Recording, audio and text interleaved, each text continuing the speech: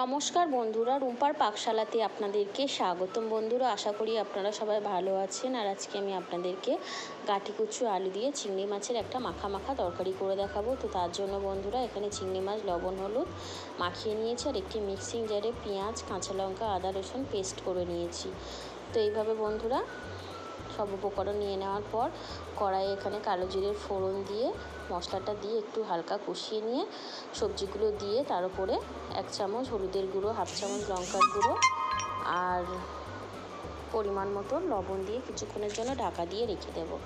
তো কিছুক্ষণ পর বন্ধুরা ঢাকনা খুলে নিলাম, নিয়ে খুব সুন্দর করে আলু আর কচু কষিয়ে নিতে হবে। তো এইভাবে নেড়ে ছেড়ে খুব ভালো করে কষিয়ে নেব।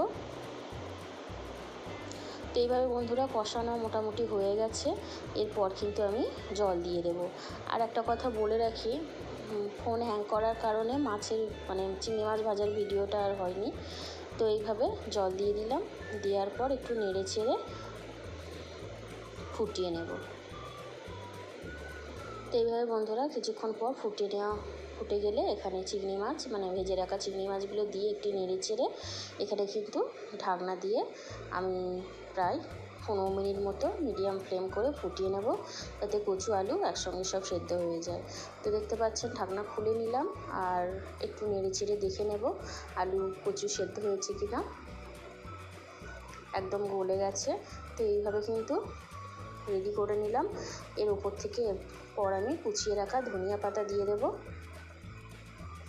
তো এইভাবে নেড়ে চেড়ে বন্ধুরা একটি পাত্রে আমি সার্ভ করে নেব। তো আপনারা কিন্তু চাইলে বন্ধুরা এইভাবে বাড়িতে বানিয়ে খেয়ে দেখতে পারেন। এটা খুবই সিম্পল ও সহজ পদ্ধতি, খুব বেশি কিন্তু উপকরণ লাগে না, আর এটা খেতেও দুর্দান্ত লাগে গরম ভাত দিয়ে। তো আপনারা চাইলে এইভাবে বাড়িতে বানিয়ে খান।